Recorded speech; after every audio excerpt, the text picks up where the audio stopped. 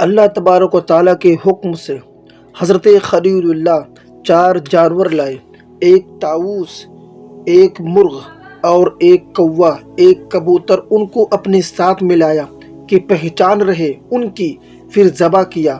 ایک پہاڑ پر چاروں کے سر رکھے، ایک پر ایک پر دھڑ اور ایک پر پاؤں، پہلے بیچ میں کھڑے ہو کر ایک کو پکارا، اس کا سر کھڑا ہوا ہوا میں، پھر دھڑ ملا، پھر پر لگے، پھر پاؤں، وہ دوڑتا چلا آیا۔ اسی طرح چاروں آئے۔ پس اللہ تبارک و تعالیٰ نے فرمایا، اے ابراہیم 4 جانور پکڑ، مرغ، طاؤس، کوا اور گدھ۔ بعض نے کہا کہ کبوتر نہیں، پس ان دونوں میں مورخین کا بہت اختلاف ہے۔ سوال یہ پیدا ہوتا ہے کہ اس کا کیا سبب ہے کہ اللہ تبارک و تعالیٰ نے ان 4 ہی مرغ کو فرمایا، دوسرے جانور کا ذکر نہ کیا؟ تو جواب یہ ہے کہ مرغ ان چاروں سے فضیلت رکھتا ہے اور جانور نہیں رکھتے۔ مرغ ذبح کرنے کو اس واسطے کہا کہ شہوت میں زیادہ اس سے کوئی جانور نہیں۔ ایسا ہی تو بھی شہوت کو ترک کر، اور مور کو اس واسطے کہ اس کے برابر زیبا دنیا میں کوئی پرندہ ہی نہیں۔ ایسا ہی تو بھی اپنی زینت اور آرائش کو دنیا کی چھوڑ دے، اور کوے کو اس واسطے کہ اس کے برابر حریص دنیا میں کوئی نہیں۔ تو بھی ایسا حرص دنیا کو چھوڑ، اور گدھ کو اس واسطے کہ اس کی عمر 500 برس سے زیادہ نہیں۔ تو بھی اس کو امید زندگی کی بڑی ہے۔ تم ایسی زندگی تھوڑی پر امید درازی کی مت کیجیے، اور موت کو ہمیشہ یاد رکھو۔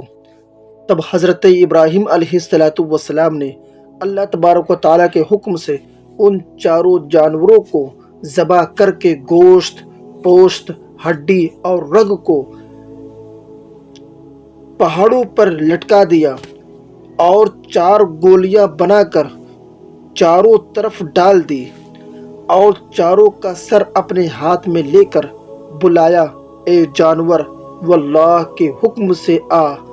تب وہ گولیاں جانوروں کی ریزہ ریزہ جدا جدا ہو کر دھڑ بن کر حضرت خلیل اللہ کے ہاتھ میں، مرغ کے سر میں مرغ کا بدن، اور مور کے سر میں مور کا بدن، اور کوے کے سر میں کوے کا جسم، اور گدھ کے سر میں گدھ کے تن آ گیا، اور سب جی اٹھے۔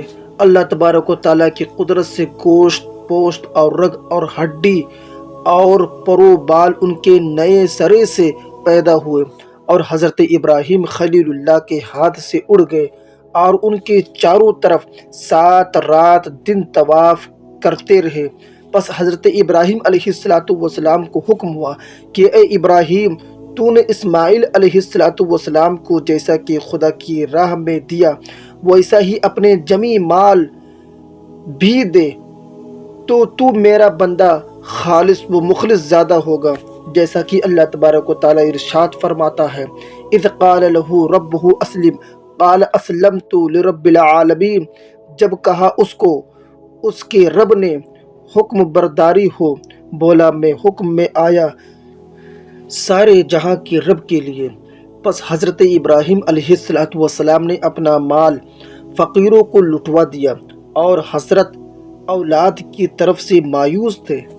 اس وقت حضرت کی عمر 90 برس کی تھی۔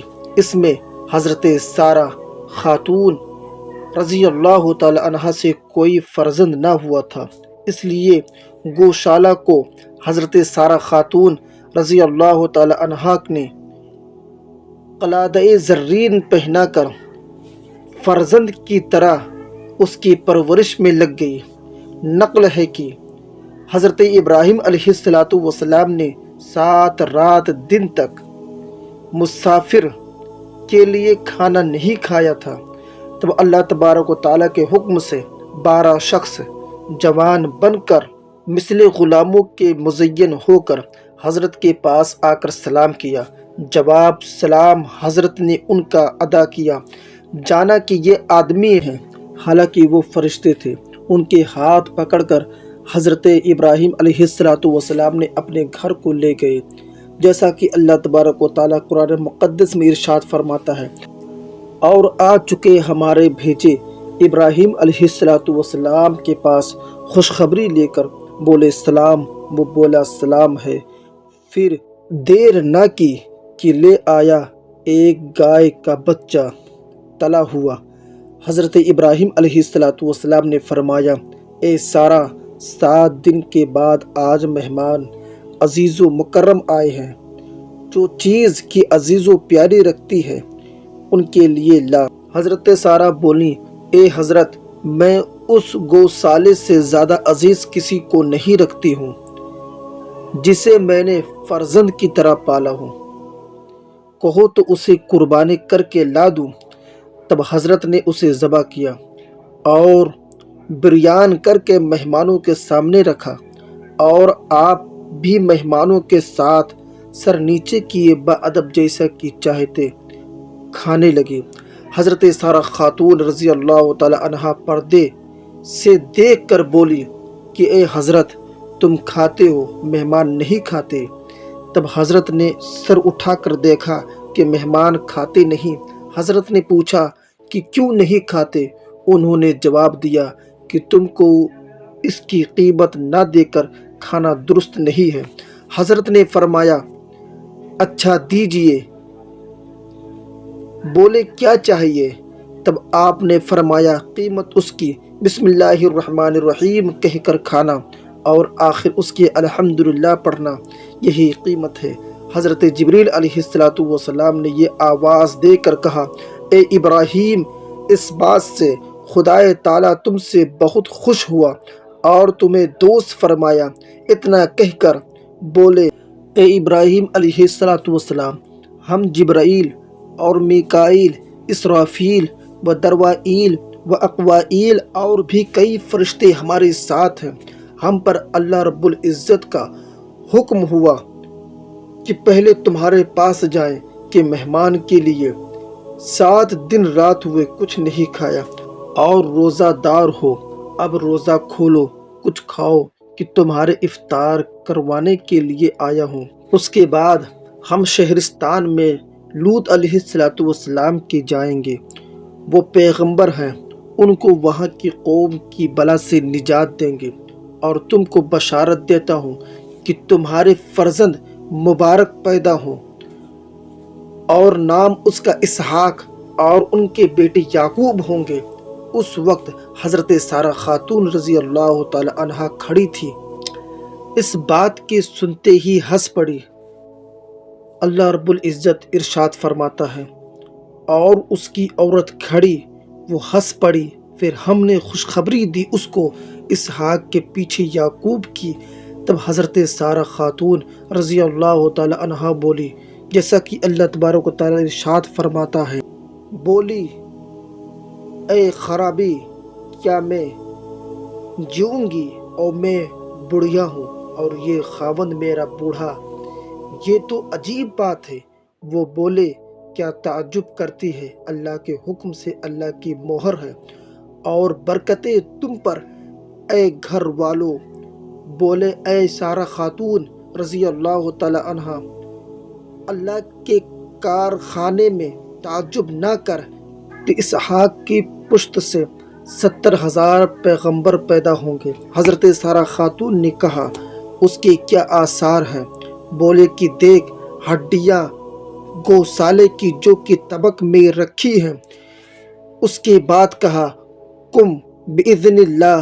اسی وقت بچھڑا جی اٹھا اور دوڑتا ہوا اپنی ماں کے پاس جا کر دودھ پینے لگا۔ اور دوسری علامت یہ ہے کہ ایک شاخ درخت سوکھی نیم سوختہ حضرت کے گھر میں تھی۔